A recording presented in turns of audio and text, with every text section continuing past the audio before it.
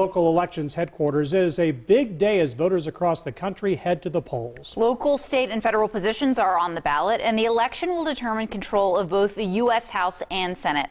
7 News' Christine Scarpelli has been live from polling locations all morning long. She's now in Spartanburg County. Hi, Christine. That's true. Yeah, guys, good morning. Yeah, all morning long, now going into the afternoon. We started in Greenville County over in the Taylors area, now headed over in Spartanburg County. We're at Fair Forest Middle School, where things are much calmer than where we were in Taylors. In fact, just talked to a couple voters, said they waited about 4 minutes in and out. The line ebbing and flowing here, but about 600 people, 2 voters just told me, have been in and out of these doors. So pretty incredible numbers, but that's what election officials expected.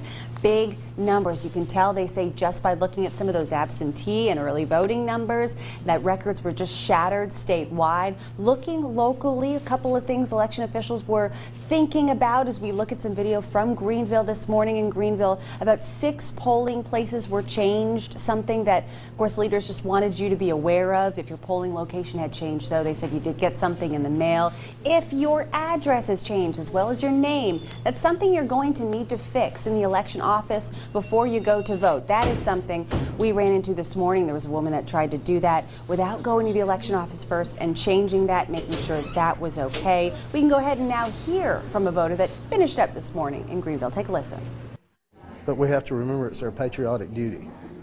I mean, it's you can't overlook it. You can't just sit there. You got to do your part. Otherwise, you have no right to say, well, this isn't what I wanted. Yes, so really important for people out today. That's why they're coming out in those huge numbers. Remember to bring that voter ID card, an ID, some type of photo ID. Military ID will work, as well as a passport.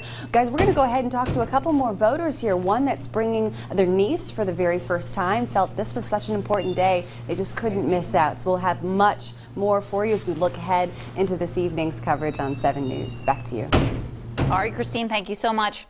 In Greenville County, folks rolled out of bed bright and early, went straight to the polls. This is video from Overbrook Baptist Church on East North Street. The polls opened at 7, but the first voters were in line a half hour early. The line stretched out the door by the time people were allowed to cast ballots.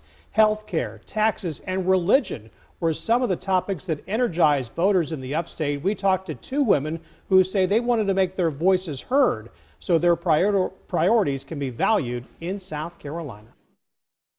Just supporting our Constitution, also my faith in God. I believe that it's very important that we have a just government that will support people of faith and their convictions. You know, when you're a senior citizen, you got to pay your insurance, your life insurance, your health insurance.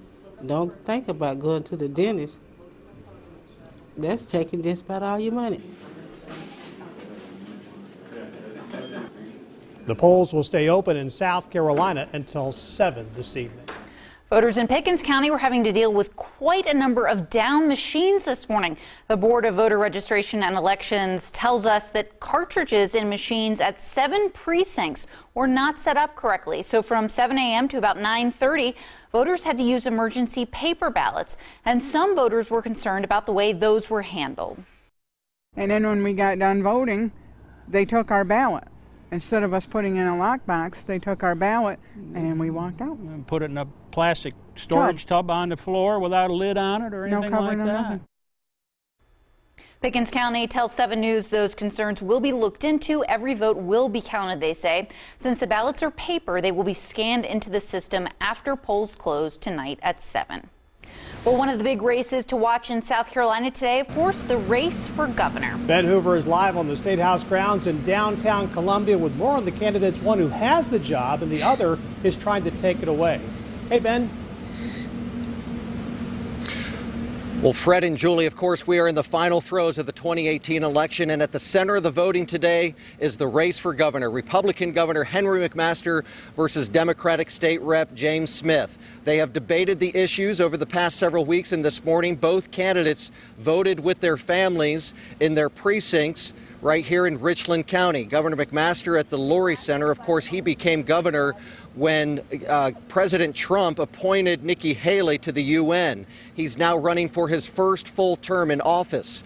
Democratic State Representative James Smith voted with his wife, Kirkland, at A.C. Moore Elementary in the Rosewood area of Columbia this morning.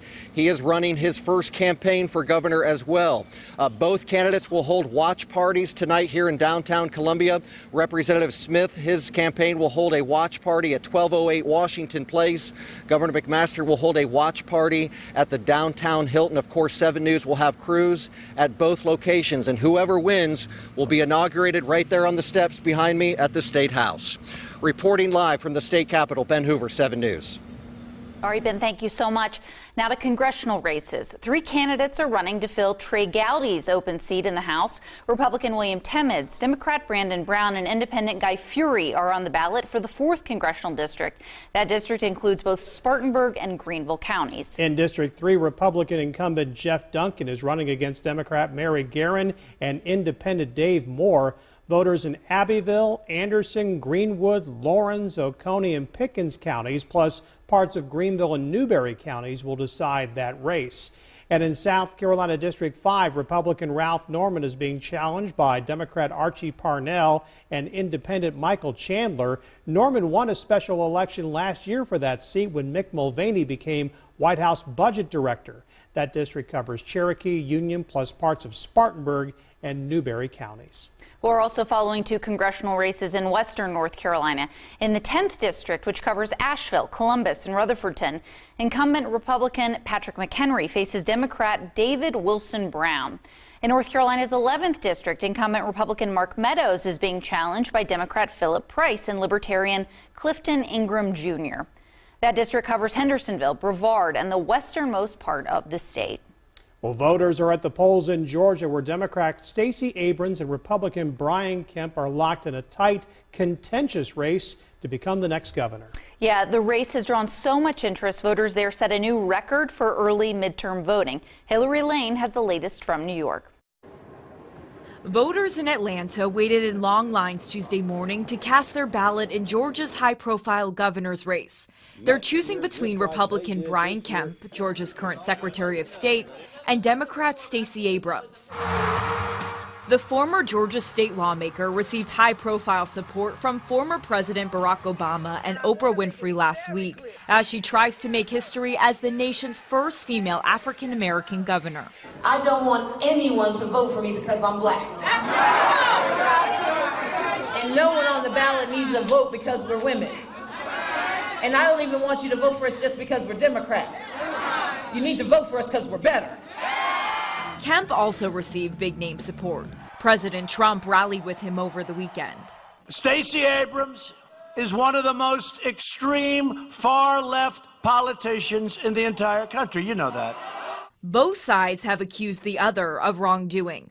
On Sunday, Kemp's office accused Georgia's Democratic Party of trying to hack the state's voter registration system. Kemp denied the charge was a last-minute campaign ploy. We're handling this like any other incident we would get dealing with potential cyber crimes. I'm not worried about how it looks. I'm doing my job. And Abrams has charged Kemp with voter suppression. Both sides deny the accusations. Hillary Lane, CBS News. Now, if neither candidate gets more than 50% of the vote, there will be a runoff in December. You can vote today in South Carolina and Georgia until 7 p.m. North Carolina polls stay open until 7:30. Make sure to bring a photo ID in South Carolina and Georgia. And remember, 7 News is your local election headquarters. We'll have the results on air and on WSPA.com as they come in, plus a full wrap-up tonight at 11 and tomorrow